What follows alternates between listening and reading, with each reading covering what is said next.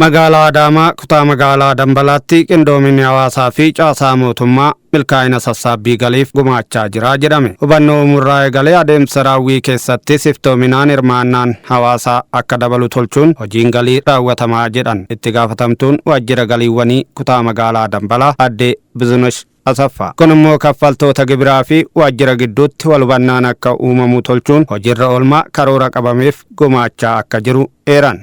Karoorfannee akka bara kanaatti 2017tti karoora keenya immoo ammachiisaa taasisuudhaaf jalqaba maanaajimentiin mana hojii kun laalee irratti walii galee hojjetaa guutus mariisisnee hawaasa bal'aa yookaan immoo kaffalaa gibiraas dirqama isaan irraa eegamu yeroo jedhame keessatti galii mootummaa osoo burjaajessine waan isaan irraa eegamu galiin hin beekama guddina biyyaatiif biyyi tokko ka guddachuu dandeessu uummanni sadarkaa wal fakkaatatti yoo ta'u baate sadarkaa walitti dhiyaatatti kan deemu galiin qixa sirriidhaan biyya tokko keessatti yoo kaffalame waan ta'eef kana hubachiisuudhaan kaffalaan gibiraa mirgi isaa maali dirqamni isaa maali ka jedhu kana sirriitti mariisisaa akka turre ta'uu isaati jechuudha.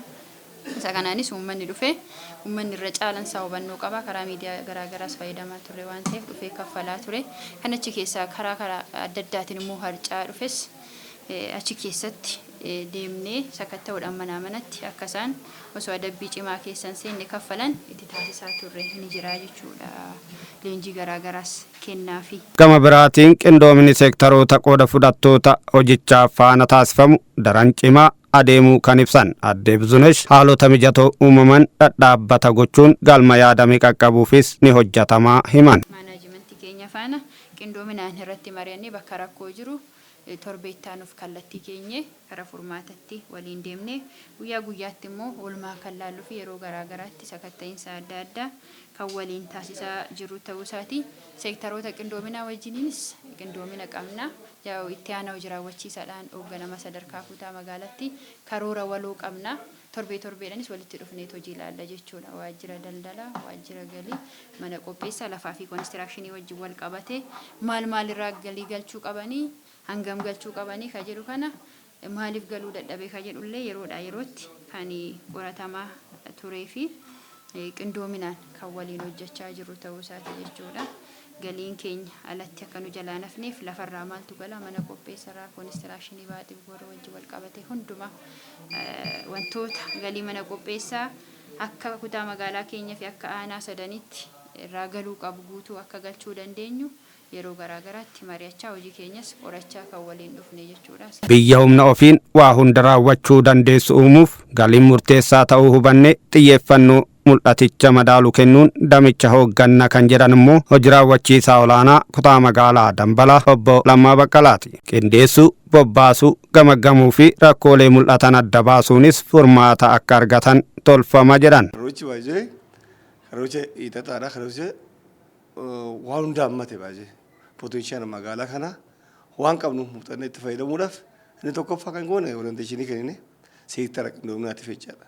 Seektara qindoominaa kan waliin hojjetan orienteeshinii seektara qindoominaa gahee isaa keessaa fudhate kan daldalaatis, kan galiitis, kan koonistiraakshiniitis akkasumas immoo kan laftis gahee isaanii qodatanii booda kana qofa osoo hin ta'in immoo hundi isaanii potenshaala isaanii akka sakkattaan godhe jechaadha.